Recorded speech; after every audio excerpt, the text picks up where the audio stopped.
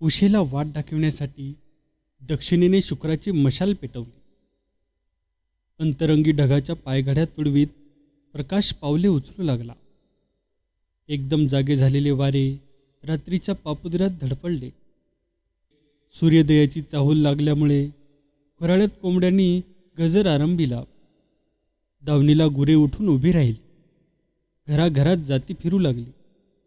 रात्र घरंगळू लागली. यदुरामोशी अंगणात आला.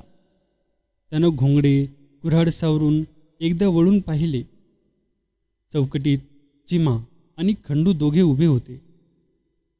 त्यांना पाहून यदू गंभीरपणे म्हणाला, खंडा, रखवालदारणीची काठी आजचा दिस नी आजची रात सांभाळायची. उद्या सांजच्या पारी म्या हात ठेवल्यावानी हाय बघ. तुम्ही जावा बिनखोरी, चिमा म्हणाली. मातर उद्या या घरच्या वडीनं म्हणजे झालं.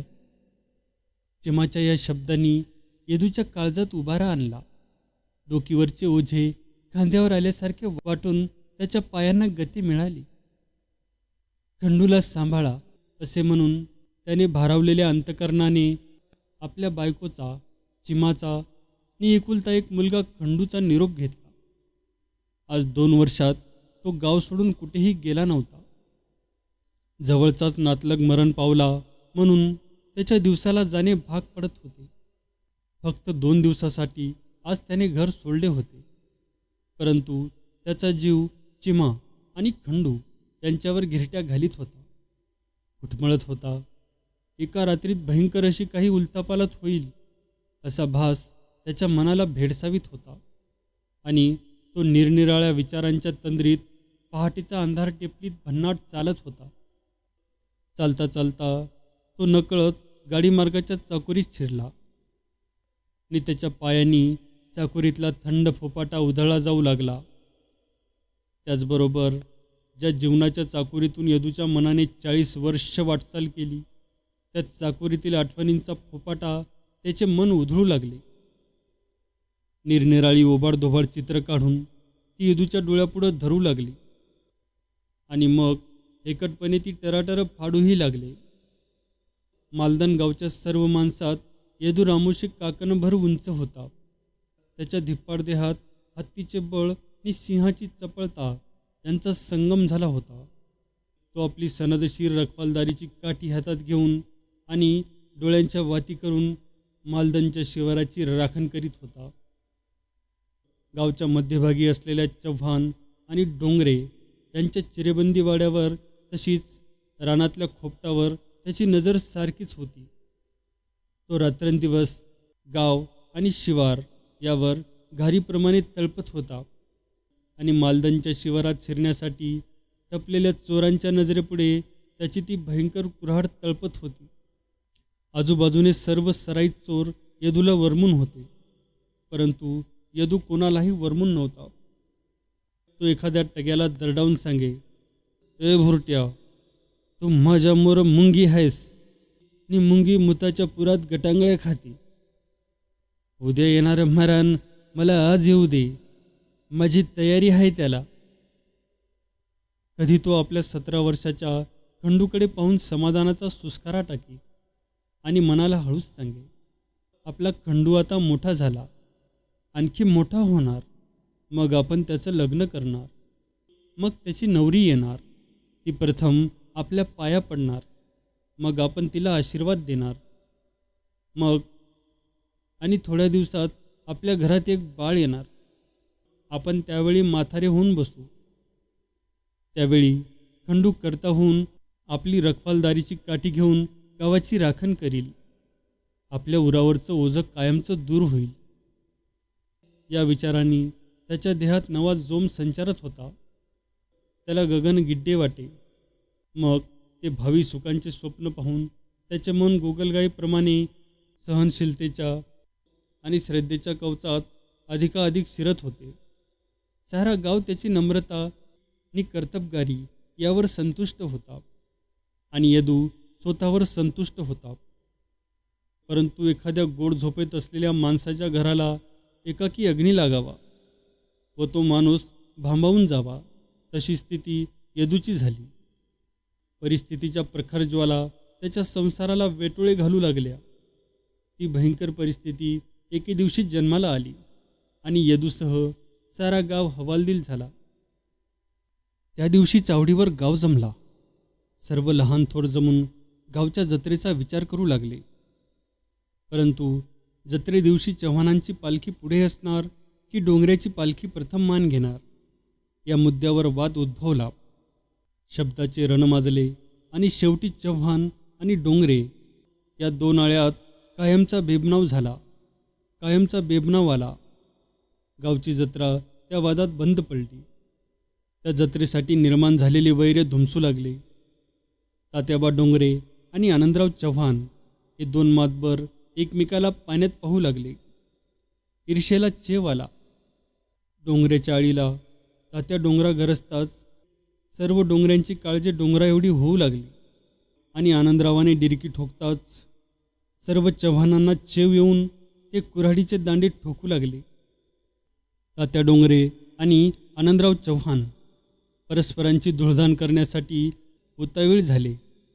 आपल्या वैऱ्याची अधिकाधिक नुकसानी कशी होईल याचाच ते विचार करू लागले.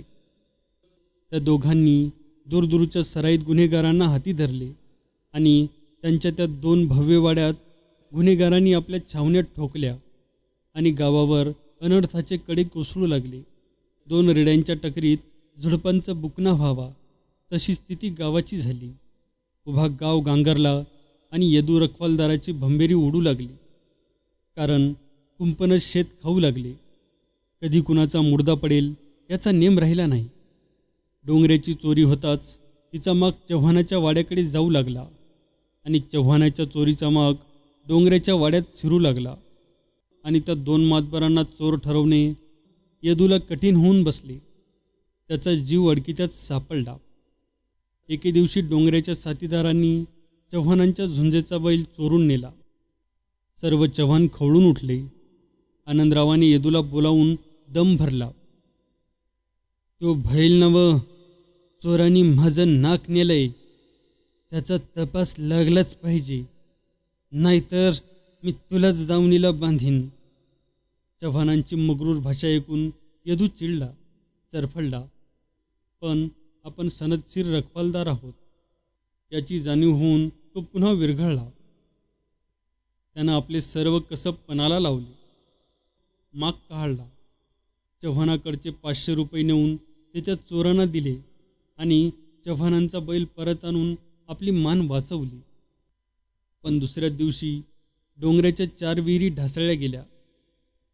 त्याची परतफेड म्हणून तिसऱ्या दिवशी चव्हाणाचा उसाचा फड धडधडून पेटला आणि चौथ्या दिवशी डोंगऱ्याच्या गंजीखान्याला आग लागून सारा शिवार थरारला. यदू रामोशी भयभीत झाला. सूड नंगा झाला. उचापती कुरापती जुन्या झाल्या. जिभा जबरीची भाषा बोलू लागल्या. कपटी माणसांना कपटाचा कंटाळा येऊन त्यांनी रक्ताची शिंपणे खेळण्याची तयारी केली. आणि अशा आणीबाणीच्या वेळीच यदू आपली रखवालदारीची काठी खंडूच्या हवाली करून जुन्या पण ताज्या आठवणीची फेसाट ओढीत पाहुण्याच्या गावाकडे निघाला होता. पण त्याचा जीव आणि काय झालं? घोगऱ्या आवाजात तात्या डोंगरा गुरगुरला. रात्र थरारली.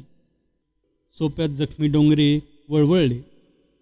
त्यांच्या अंगावरचे रक्ताचे डाग आणि जखमा कंदिलाच्या मंद प्रकाशात चमकल्या. त्यांच्या दुखावलेल्या सापासारख्या नजरा अंगणात बसलेल्या खंडूवर स्थिरावल्या. आपापले वेदनांनी विद्रूप झालेले चेहरे टवकारून सर्व डोंगरे ऐकू लागले आणि उघडा बोडखा अंगणात बसलेला खंडू भेदरला. त्याने आपले गुडघे पोटाशी अधिकच घट्ट धरले. त्याने आपली बालिश दृष्टी खाली जमिनीवर खिळवली आणि लुकलुकणारे काळीज गुडघ्याबरोबर दाबीत तो बोलू लागला. मी जेव्हा चव्हाणाच्या इनामात आलो तेव्हा सखुबा डोंगरा, नाना डोंगरा, हरिबा डोंगरा आणि लई माणसं चव्हाणाचा कडबा आपल्या गाडीत भरीत होती. त्या समद्यांची तोंड मला दिसत नव्हती. तेव्हा कडूस पडत होतं. डोंगऱ्यांची माणसं चव्हाणाच्या गड्यासनी मारीत होती. की चव्हाणाचं गडी बोंबलत होतं. एवढ्यात चव्हाण काठ्या कुऱ्हाडी घेऊन धावत आली आणि हाणाहाणीला जुपी झाली. लई उशीर कलागत होऊन मग डोंगऱ्यांनी गाडी बैल तिथंच टाकून पळ काढला.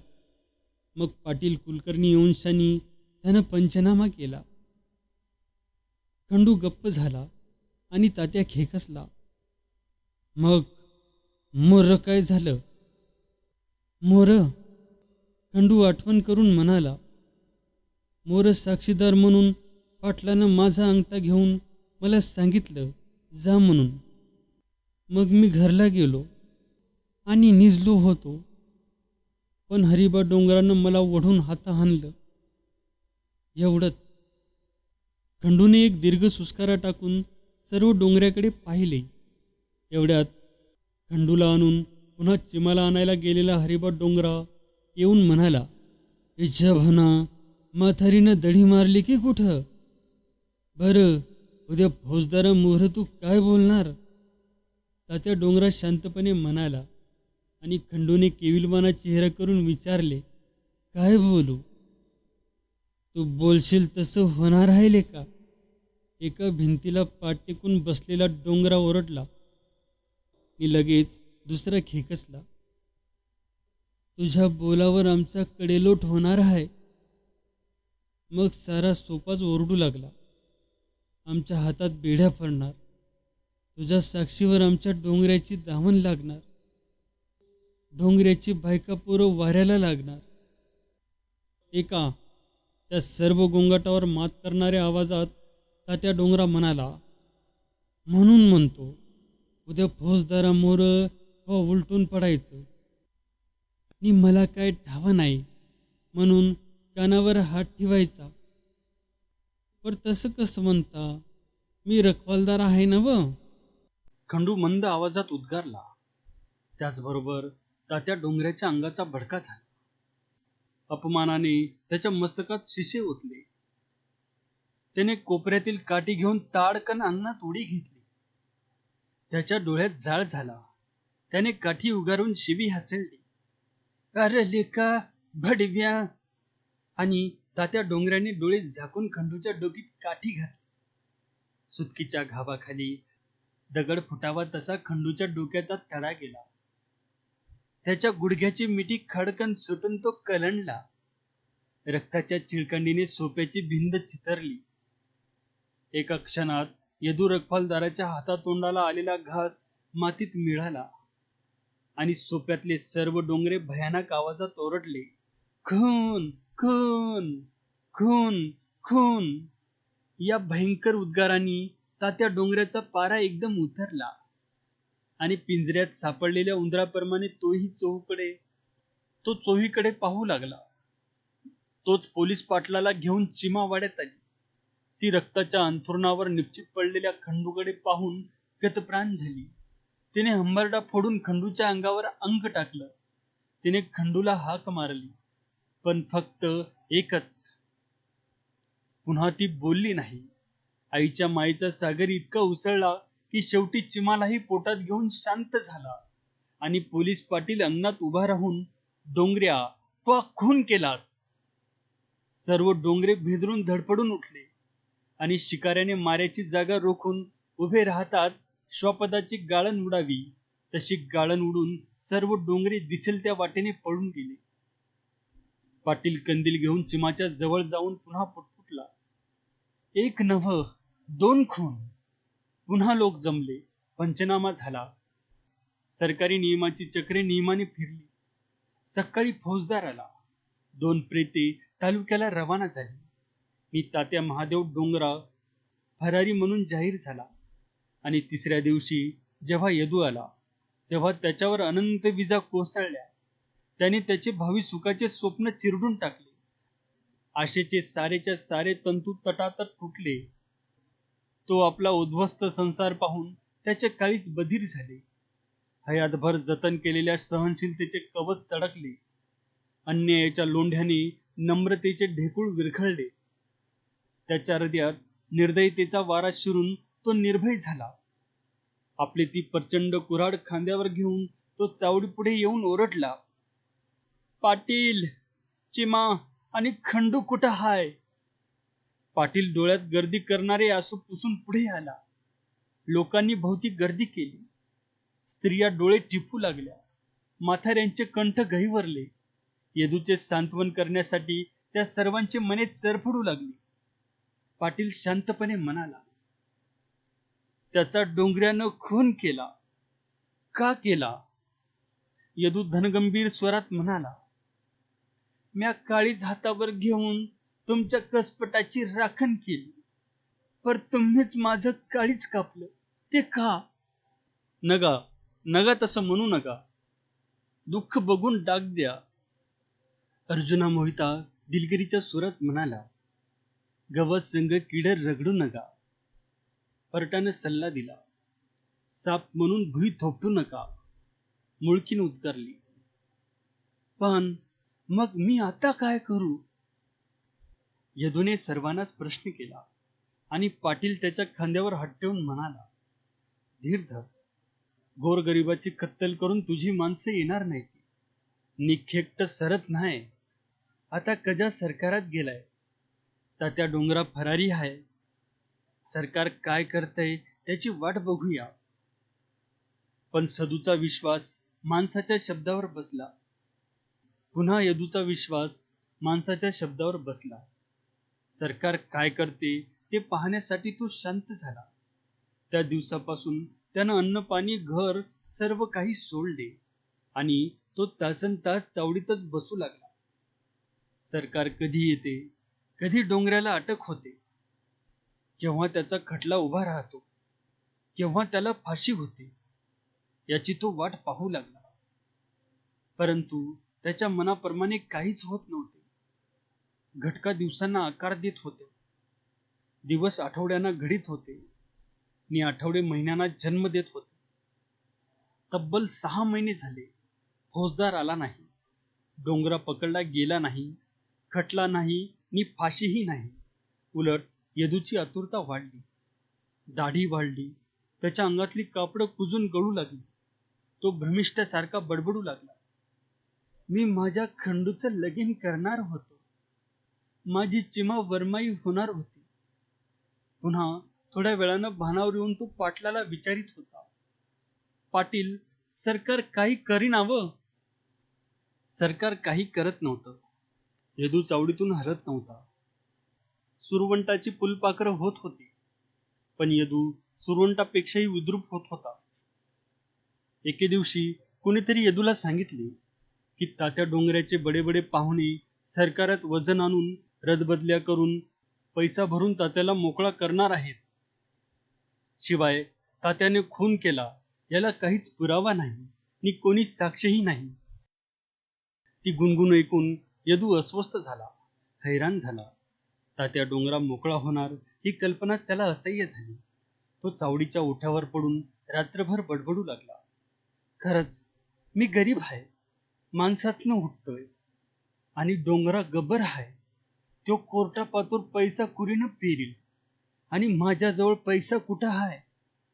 माझी 2 माणसं डोंगऱ्यानं मारली, पण पुरावा कुठं आहे नि माझ्या बाजूनं साक्ष कोण देणार? शेवटी डोंगरा सुटणार. हे विचार त्याच्या काळजात भाला शिरल्याप्रमाणे शिरले. त्या विचारांच्या कळांनी तो वेडापिसा झाला. त्यानं स्वतःच्या थोबाडात फडाफडा मारून घेतले. डोंगरा सुटणार म्हणजे आपला भयंकर पराजय होणार असे वाटून तो खवळला. ताडकन उसळून अंगणात आला. हातातील कुऱ्हाडीचा दांडा त्याने चावडीच्या पायरीवर ठोकला आणि आकाशात रोखून पाहिले. रात्रीचा अंदाज घेतला. जणू त्या काळोखात तात्या डोंगरा कुठे दडला आहे याचा त्याने सासूंदच घेतला आणि मग खंबीर पावले टाकीत तो वाघदऱ्याच्या रोखाने निघून गेला. न्याय मंदिरात होणारा पराजय टाळून सह्याद्रीच्या कुशीत विजय मिळवण्यासाठी तो कुणालाही न विचारता निघून गेला. यदू रामोशी देशोधडी लागला. सकाळी उभा गाव हळहळला, परंतु पुन्हा रात्र आणि दिवस यांची रेटारेटी सुरू झाली. नियमाच्या खुंट्याला जखडलेले जग नियमाने गिरके घेऊ लागले आणि जीवनाचे जू मानेवर घेऊन गावाचा गावगाडा रोजच्या चाकोरीतून धडपडत तडफडत निघाला. आणि त्याच्या चाकाखाली येदूची आठवण खडा दाबल्याप्रमाणे दबली. परंतु एका सकाळी त्या गावगड्याला एकाकी आचका बसला.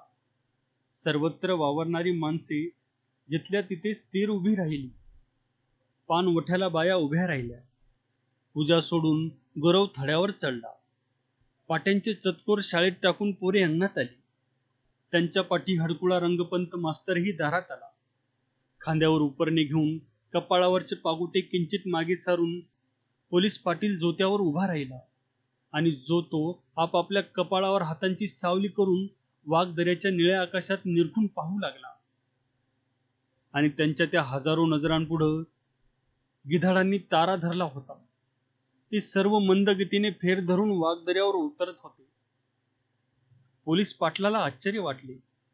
त्याने 2 माणसे वाघदऱ्यात दामटली आणि ती 2 माणसे भयंकर खबर घेऊन परत आली की वाघदऱ्यात तात्या डोंगरा मरून पडलाय. त्या बातमीने गाव थरारला आणि डोंगराच्या आडीवर कडा कोसळला. तात्या डोंगराच्या वाड्यात हलकल्लोळ उसळला. मग सर्व डोंगराची धावपळ सुरू झाली. कुणी जाऊन त्याच्या मड्यावर घोंगडे झाकले, कुणी तालुक्याला पळाला, कुणी DSPला तार केली. सर्व पाहुण्यांना खबरा देण्यासाठी महार तकाटली आणि पुन्हा उलट धावपळ सुरू झाली. बडे बडे पाहुणे घोडी उडवीत आले. 25 पोलिसांचे लटांबर घेऊन फौजदार दाखल झाला. धुळीचे लोट उडवीत DSPची मोटार गावात शिरली. आलेल्या सरकारी अधिकाऱ्यांनी प्रेताचा पंचनामा केला. प्रेताच्या अंगावरचे 52 वार सरकारी कागदात नमूद झाले. प्रेताच्या शेजारी पडलेले यदू रामोशीचे पागोटे जप्त झाले आणि तात्या महादेव डोंगरे याचा यदू गजबाजी रामोशी याने खून केला असे जाहीर झाले. हा अमानुष खून करणारा सापडला पाहिजे. DSP त्या प्रेताकडे बोट करून ठिसकारला आणि न्यायाचा रक्षक रायफली गरजण्यासाठी सज्ज झाल्या. संगीनी जिभा चाटू लागल्या. कायदे काठी शोधणी लागले. परंतु त्या सर्व उद्व्यापाची यदूला यतिकिंचितही जाणीव नव्हती. तो त्या घनदाट गिरीकरंदरात भ्रमिष्ट होऊन निर्भय भटकत होता. चिमा आणि बंड्या यांना हाका मारित होता. नि सह्याद्रीला गदागदा हलवीत होता. तो कित्येक दिवस भटकत राहिला आणि एके दिवशी तो सनदीशीर रखवालदार त्या सह्याद्रीच्या कुशीत कायमचा झोपी गेला.